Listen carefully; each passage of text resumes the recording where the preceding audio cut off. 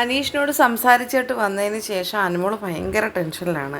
ഇപ്പം ഇനി എന്തിനാ ടെൻഷനെന്ന് അറിയത്തില്ല.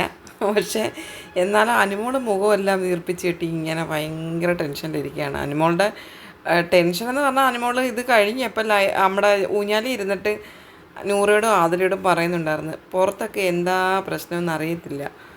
സത്യമാണ്, അനുമോൾ ആ ചിന്തിക്കുന്നതിനകത്ത് കുറച്ചൊക്കെ സത്യമുണ്ട്. പുറത്ത് നല്ല രീതിയിൽ അനുമോൾക്കെതിരെ കുറേ ആൾക്കാർ കമൻറ്റ് ബോക്സുകൾ നിറയെ അനുമോളെ കുറ്റപ്പെടുത്തുന്നുണ്ട്. അപ്പം അതിൻ്റെ ഒരു എഫക്റ്റ് അനുമോൾക്ക് അടിച്ച് കാണുമായിരിക്കും.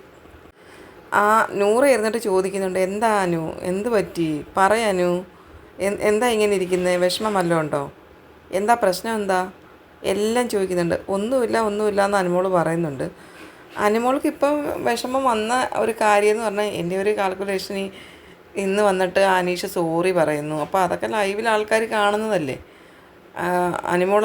അനുമോളോട് സോറി പറയാൻ മാത്രം എന്ത് തെറ്റാണ് അനീഷ് ചെയ്തതെന്ന് ജനങ്ങൾ ചിന്തിക്കും.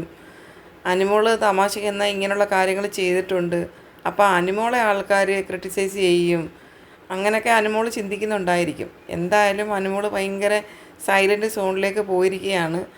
അതിലെ നൂറയോടും വഴക്കുണ്ടാക്കിയ സമയത്ത് അനുമോളുടെ ഈ ഒരു ഫേസ് നമുക്ക് കാണാൻ പറ്റി. അതിനുശേഷം താണ്ട് ഇപ്പോഴാണ് അതേ ഫേസ് കട്ടിലാണ് ഇപ്പം അനുമോളെ നമുക്ക് കാണാൻ പറ്റുന്നത്. ഒരു സന്തോഷവും ഒന്നുമില്ല. അനീഷിൻ്റെ ഭാഗം അനീഷ് ഇന്ന് ക്ലിയറായിട്ട് സംസാരിച്ചിട്ടുണ്ട്. പക്ഷേ അനുമോൾക്ക് തോന്നുന്നത് പുറത്ത് എന്തൊക്കെയോ പ്രശ്നങ്ങൾ നടക്കുന്നുണ്ട്, നെഗറ്റീവ് അടിച്ചു വെച്ചേക്കാണ്. എനിക്ക് എപ്പിസോഡിൻ്റെ സമയത്ത് അനുമോൾ അതിലൂടെ നൂറോട് സംസാരിക്കാൻ പറയുന്നുണ്ടായിരുന്നു, ഇതൊക്കെ ഇങ്ങനെ അങ്ങോട്ട് സംസാരങ്ങളൊക്കെ ആയിക്കഴിഞ്ഞാൽ എനിക്കിനി ആലോചനകൾ പോലും വരുമോയെന്ന് എനിക്ക് ഡൗട്ടുണ്ട്. അങ്ങനെ വരെ അനുമോൾ ചിന്തിച്ച്. അപ്പോൾ ആ ഒരു വിഷമങ്ങളൊക്കെ അനുമോളെ അലട്ടുന്നുണ്ടായിരിക്കും, അറിയില്ല.